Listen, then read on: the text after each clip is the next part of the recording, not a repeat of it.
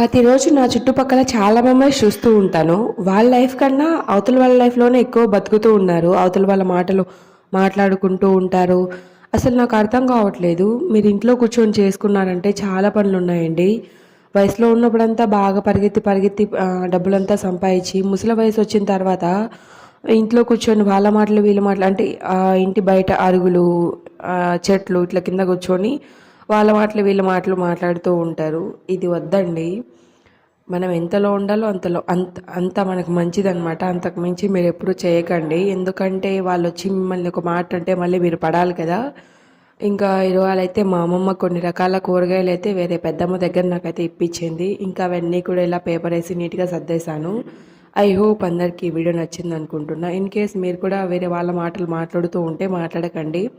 అవి ఏదో ఒక రోజు మనకే పెద్ద హానిని తెచ్చిపెడతాయి. వీడియో నచ్చితే ఒక లైక్ చేయండి. బై.